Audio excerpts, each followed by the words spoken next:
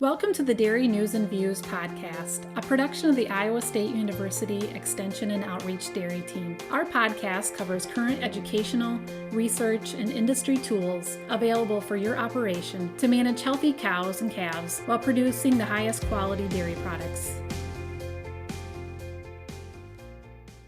Greetings and thanks for joining us today on the Dairy News and Views from the Iowa State University Dairy Team. I'm Fred Hall, Northwest Iowa Dairy Field Specialist, and I'm here with Jenn Bentley, the Northeast Iowa Dairy Specialist, as we facilitate today's episode. Thanks for joining in today, Jenn. Great to be back here again, Fred, and just a very timely topic as we're coming into the fall season here. Today we're joined by Megan Schossow, an outreach coordinator with the Upper Midwest Agricultural Safety and Health Center, as we talk about a very timely topic coming into corn silage harvest. Farm and silage safety is the name of the game. Welcome to the podcast, Megan. Yeah, hi Jenn and Fred. Thanks for having me. This is definitely one of my favorite times of the year, so I'm always eager to talk silage. Thanks for having me. Thanks, Megan. I came across your resources, and in Iowa, we're utilizing a lot of the Upper Midwest Ag Safety resources, or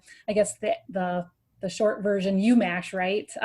So maybe you can just kind of tell us a little bit about your position as an outreach coordinator and a little bit more about what the center offers first. Yeah, definitely. Our center name is a mouthful, so I typically say UMASH once people get familiar. But UMASH is, we're an ag center. So what that means is we're one of 11 sprinkled around the country. And what we aim to do is keep the folks working in agriculture healthy. So what that looks like for us is we always have a number of research projects going.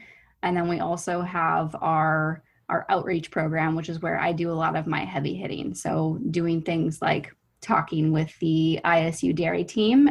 Normally we're going to a lot of farm shows, doing trainings, talking with extension. Everything looks a little different right now, but we do everything from, research emerging issues to creating resources like posters, checklists, things like that help folks stay healthy on the farm. Megan, corn silage harvest is underway in our part of the world. I was out on a farm this morning, has 1,000 acres on the pile and another 1,000 that's going to be put on it. It's a busy time for farmers trying to get their regular chores done, but then also making hay. We'll be harvesting corn, trying to get the piles and bunkers covered. This often lends itself to more accidents, and I'm sure we'll all have a farm accident story that we really wish never had happened. What are some of the common incidents you see related to silage harvest and storage? Yeah, that is a great question. And I took a look at the Iowa data so that I could be better informed. So in Iowa, when we look at some of the traumas that have happened, the most common ones are when some kind of fall happens, some kind of contact with machinery, and roadway incidents. And those all are a part of silage harvest as well. So what that might look like is something on the roadway.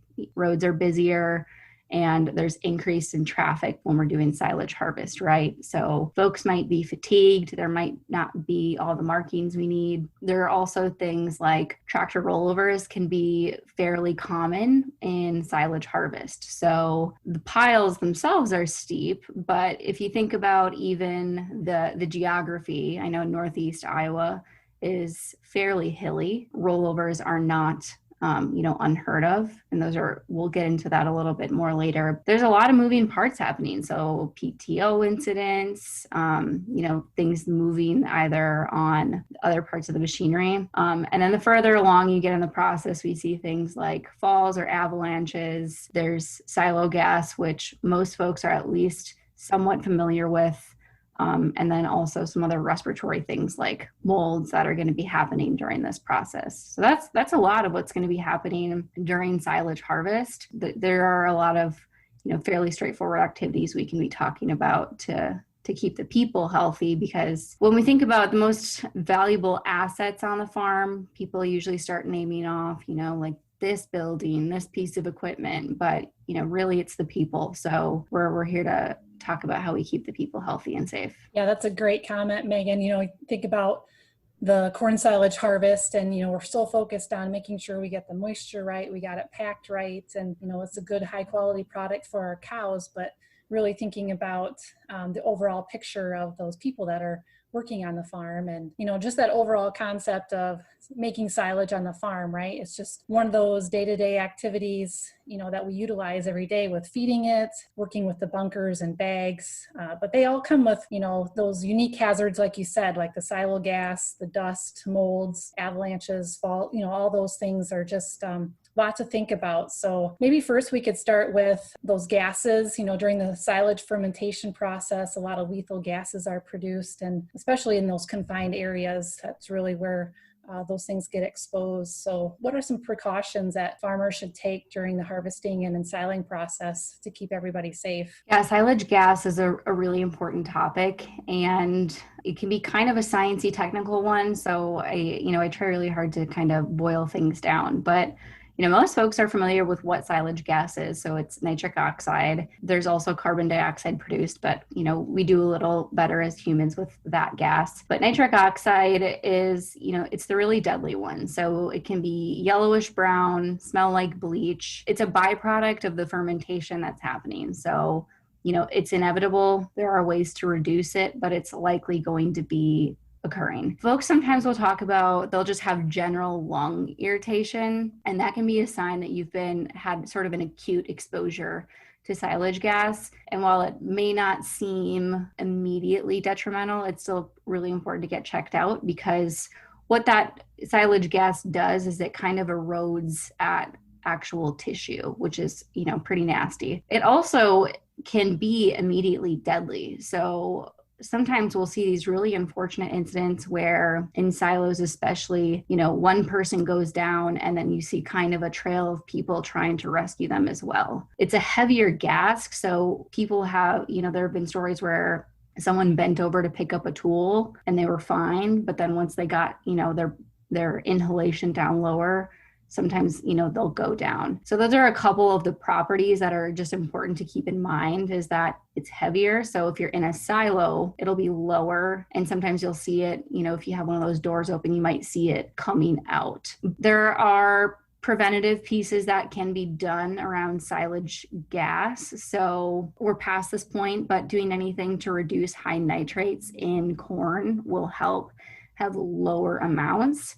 That ship has sailed for this year. So, going into harvest, the key thing is to think about timing. So the first, 12 to 60 hours after you have, put silage into a silo, put it into a pile, bunker, whatever it may be, those first couple of days are going to be when the most gas is being produced. So the recommendation is typically to really avoid exposure altogether for those first 10 days after filling, and then to also be really careful when you open up for feeding. If folks have to work around it, ventilation is the big thing. That's no surprise. So running a blower, making sure that, there's air movement, and just really having it top of mind typically helps folks act in a way that will keep them safe.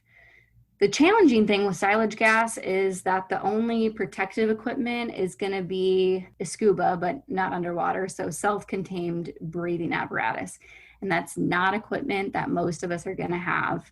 And it's expensive and it's heavy, but that's the only thing that's really going to protect us from this silo gas. So wearing respiratory protection around moldy silage, for example, is great, very important, but it's not going to protect from this gas. So doing those things like keeping your distance in those key times, really making sure the ventilation is going to be key when we're thinking about silage gas in particular. And we want to remind producers, it's not just in a silo. I mean, if you've got a pile and you come out in a still morning, sometimes you can see that gas, in the low spots around the pile. Yeah, absolutely. It's in piles, it's in bunkers, it's in silos, it's anywhere that you've got that silage doing the fermentation. We have a lot of producers creating huge piles and bunkers full of silage, and they get really tall. As we think about creating that pile, what are some of the considerations in building that face and then post-office harvest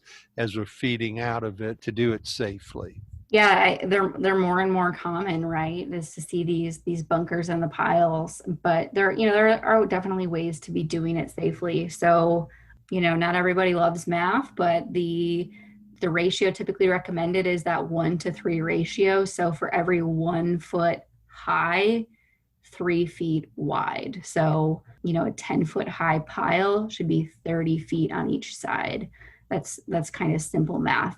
And that's going to help with, not having equipment issues when you're driving around on top of it. The other thing to consider when establishing a size, and in most, farms, I think have their size down pretty well, but is to know that your pile is not going to be higher than whatever your defacer or unloader, whatever it is you're using, can reach. Folks that are using unloaders, it's typically slightly more limited in range, but just thinking about that. In the harvest phase, this is when you're thinking about how high and wide things should be. But then once you get into defacing, there are, a number of things to think about as well. Things that help during this process, backing onto a pile typically gives you a little bit more stability. A lot of folks are adding weight to pack tractors, and that helps not only with packing, but also keeping, your machinery and your equipment a little more stable and steady, because you really don't want to see any of those rollover situations. Unfortunately, something that is fairly common is that if there is a rollover, we've seen people get ejected if you're not wearing that seatbelt. And that's where a lot of, really nasty outcomes can happen. So using a tractor that has a rollover protective structure or some kind of roll bar, most do, because you're typically using newer, bigger equipment. But just, making sure that there's some kind of rollover protection.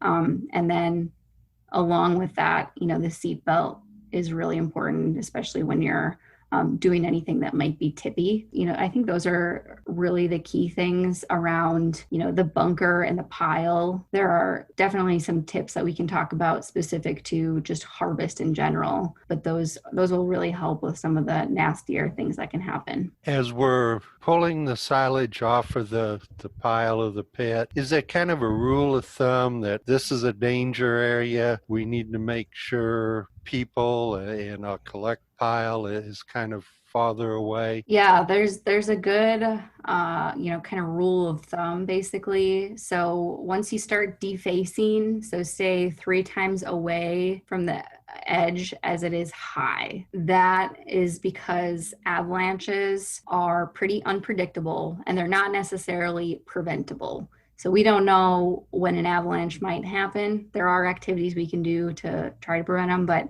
they're kind of unpredictable, much like an avalanche out in snow. So staying a good distance away from the face. A lot of times what people will get close to the face for, taking a feed sample, for example.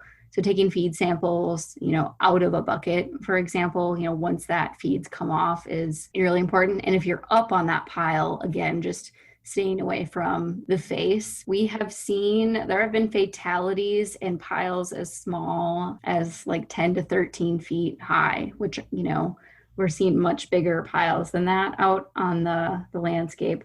And it's typically because as soon as you get, it's not all too different than from corn, but when you get that weight on you, really folks just end up suffocating, which is very unpleasant to think about. So staying away from the face, whether you're defacing or you're up on the top for some reason, pulling back, plastic, for example. So those are really important things to be thinking about. This harvest season means there's a lot more machinery being used coming in out of the barnyard, late hours in the evening. What are some tractor safety tips we should be thinking about right now? Yeah, that's a great question. The main things to be checking ahead of time are, are lights working? Do you have the markings on? tractors and any other machinery? Do you have the slow moving emblems? Are they in good condition? Things like that are really, preventative. And then something else to be thinking about is, if there are going to be farm youth helping, typically with driving machinery, you're going to want to assess age and, other cognitive abilities for if they can be doing the job. But there are a couple of resources that really help in this space. So when you're on the roadway, it's important to be seen. The Great Plains Center down in Iowa, so they're our sister center, they have full posters on where lighting and markings should be. It takes a lot of the work out of how you do that.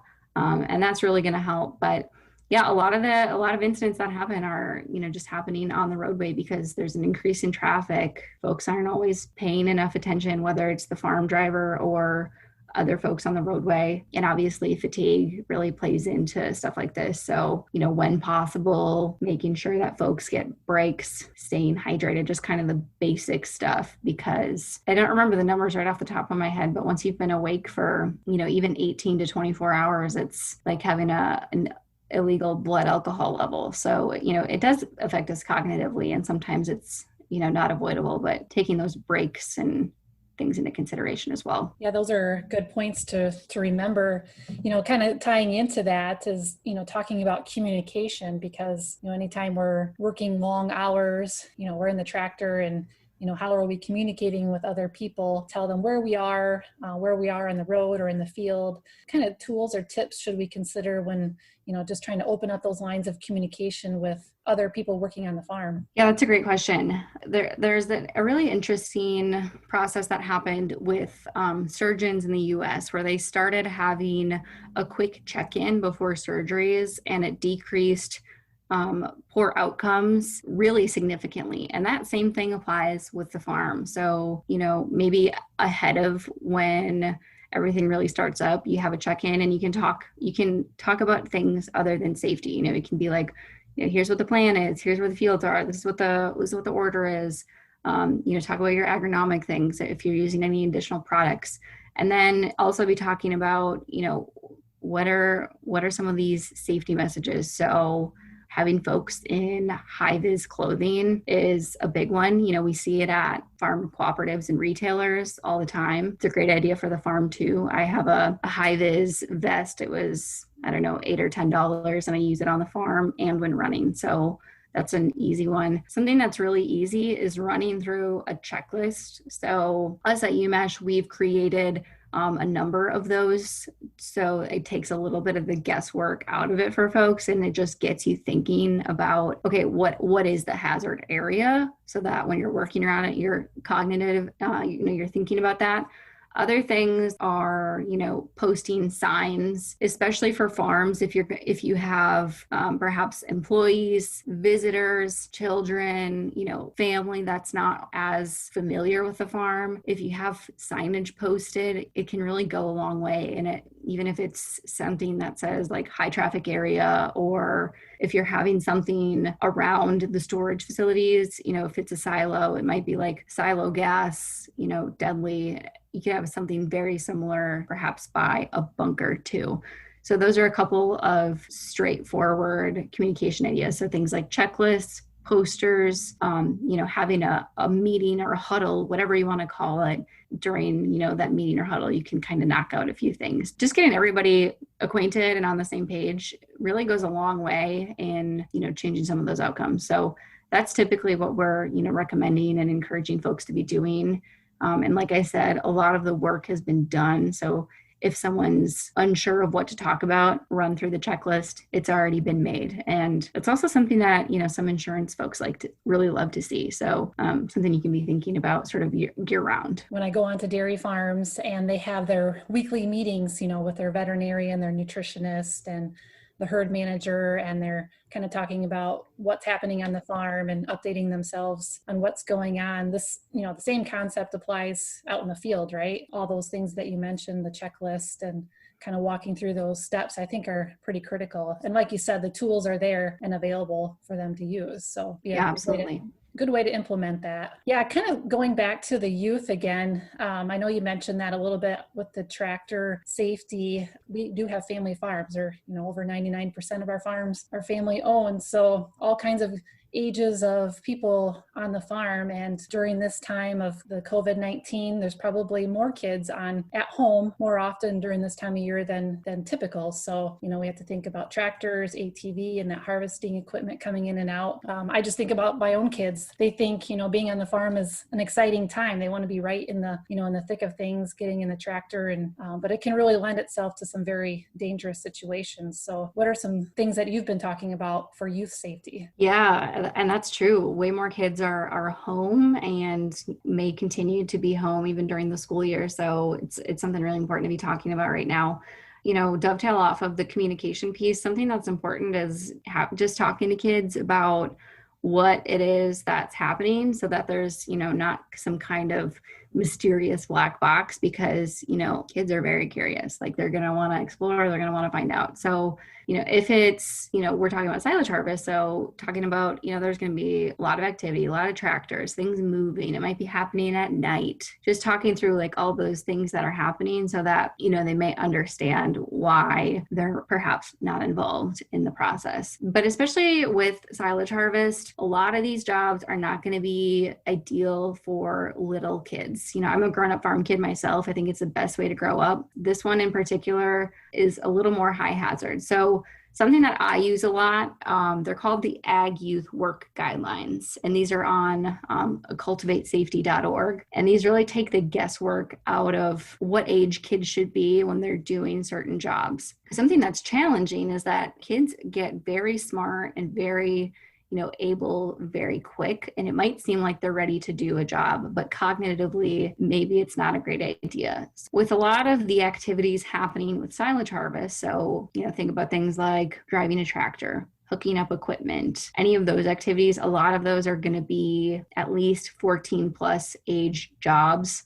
So thinking about things like if there are tractor safety courses, that really depends on each state. But that's a good activity to be doing. Another thing that's really big with youth right now is ATVs. So ATV and UTV sales have, really skyrocketed this year. Again, might be because more people are at home, making sure that, they know how to handle and respect the machinery. It's something that we never stop talking about, and it might be preachy, but we see some really heartbreaking incidents happening with ATVs. So, if that's something that is on the farm, just making sure that you're talking through how to handle it and that it's sized correctly, and then, doing things like wearing a helmet and having protective gear on. But those are the things that are going to be, really important for kids on the farm. And then another thing I always do want to add, and really thinking about where the kids are during activities like this. So do they have an area that's designated for them to play, so that they're not wandering off into, the middle of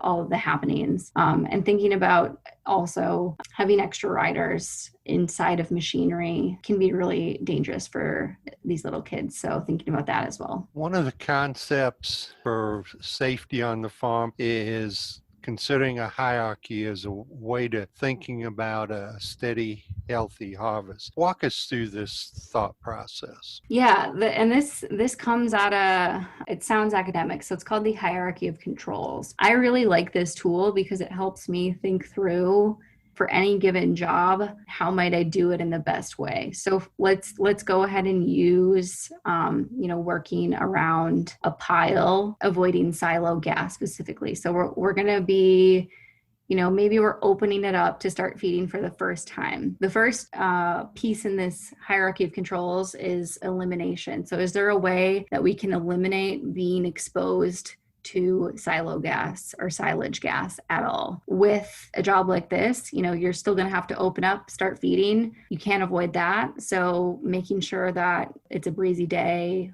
that you've looked around, that there's nothing that indicates high gas levels. And then you move down. So is there a way you can substitute the activity or replace it?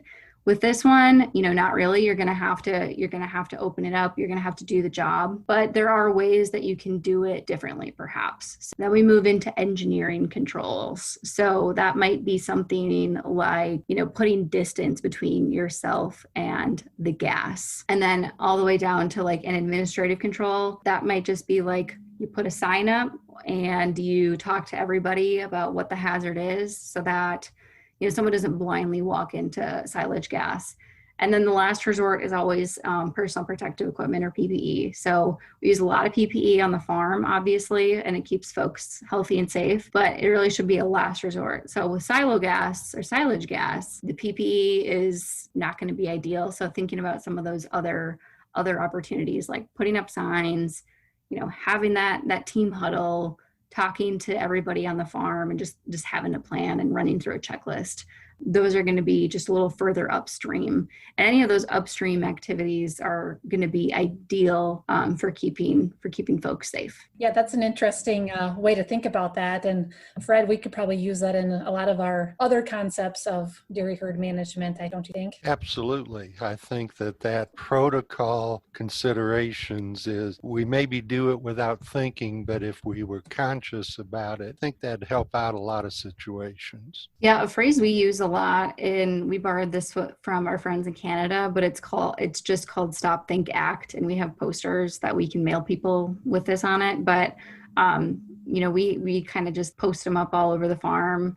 It's just a good reminder because we hear a lot, for example, like someone steps over a PTO, gets caught up in it. Almost all the time we hear, I was trying to save 10 seconds. I wasn't thinking. And this kind of aphorism basically just is like, okay, you're about to do something, you stop, you think about it, and then you either, you go forward or you change what you were going to do. But just having some of those visual reminders can really be helpful, for myself included. Visuals are always just a good way to reinforce what you need to be thinking about. Kind of as we wrap up, Megan, I know we talked a little bit about COVID-19 and a little bit of this as we're winding through here, but that's still ongoing and we're still learning safe ways to be around other people, thinking about fall time and as kids are transitioning back to school, having those flexible ways that they're learning and socializing. As far as UMASH, what are some considerations or what are you advising farmers as it relates to farm and health safety around the COVID-19 pandemic? That's a great question. And, it is something that we're continuing to work on and talk about, but it's really going to be similar to recommendations that a lot of folks are hearing. So we might be interacting with people we don't normally during harvest. So additional help on the farm, running into grain elevators or, cooperatives, farm stores, whatever it may be. It depends on your state, it depends on your city, but, thinking about just keeping a good distance away from folks, wearing a mask when you're around people that you don't, live with or interact with a lot. Those pieces are going to be really important. And then with kids either back in school or not back in school, keeping in mind how we might have to change what's happening because the kids are, home, for example. They may not be home during harvest traditionally, and now they are. Those are the key recommendations. And, I think it's important because so many of our farms are family farms. On ours, it's primarily my dad with my brother. And, if anybody gets sick, it's going to have significant impact. So just doing some of that work upstream to keep everything moving forward and successful this fall. We've got like 20 something topics for these farm safety checklists. So if you're doing that meeting and you want a resource, you want something to run through, those are already made and you can customize them for whatever your operation has. So that's one that I really like to tell folks about because it's straightforward and it helps get things on your mind. Other things that are really great for the dairy folks is we have a full training program for dairy workers, and that can be done in English or Spanish. But also, there are a lot of videos on our YouTube channel, which is nice because, for one, a lot of folks are visual learners, but also it's a little bit harder to have visitors on the farm right now. So, you can do training through videos, for example, and that's a great option. But all of these things folks can find online. We've got things like the checklist, we've got needle stick prevention, we've got posters. We can send these out to folks, and everything can be found on our website, which is umash.umn.edu. And folks are welcome to reach out to us, over phone, email, social media, whatever fancies folks. That is where everything is accessible. Megan and Jenn, I want to thank you both for being on the show here today. You've given us a lot of great safety tips and points to consider as we're moving through this silage season. We hope that everybody has a safe and healthy fall harvest and implements some of these practices discussed here to keep our family farms thriving. Yeah, thank you for having us. We're happy to share everything that we've got. Thanks for joining us today, and we look forward to visiting with you on the next Dairy News and Views from ISU. This institution is an equal opportunity provider. For the full non-discrimination statement or combination inquiries, go to www.extension.iastate.edu/diversity/ext.